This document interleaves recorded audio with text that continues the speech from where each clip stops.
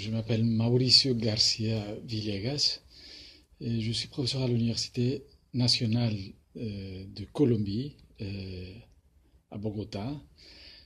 Donc, ce que j'essaye de faire dans ce livre, c'est un peu comparer ce rapport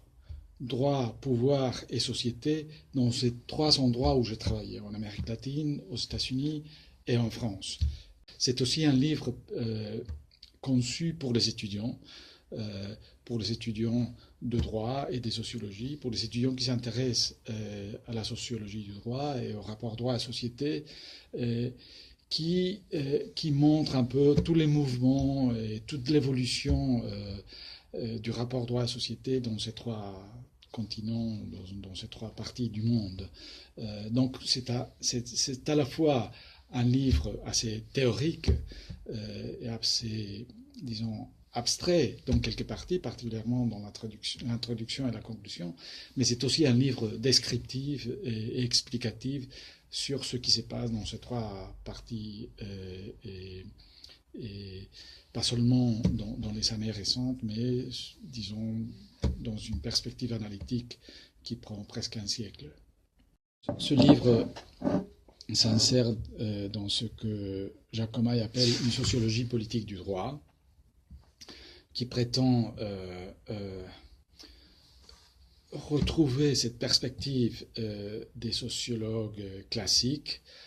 qui considéraient que le droit ne pouvait pas être expliqué sans avoir recours à la société et au pouvoir politique. Donc c'est une perspective classique. Et c'est un livre aussi qui essaye de voir, disons, la perspective au sens large, qui est critique à l'égard de cette atomisation de la pensée juridique et politique aux États-Unis, avec beaucoup de groupes qui ne se communiquent pas très bien entre eux, et en plus d'une certaine manque aussi des communications entre ce qui se passe en Amérique latine, aux États-Unis et en France. Donc c'est une perspective assez générale qui essaie de voir quels sont les points communs et les perspectives à comparer dans ces trois contextes.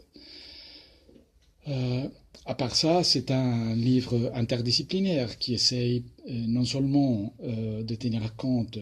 du langage socio-juridique dans le droit, mais du langage politique et sociologique des sociologues, et qui essaye de trouver, disons, une perspective interdisciplinaire pour mieux expliquer ce rapport entre droit, pouvoir et société dans ces trois contextes.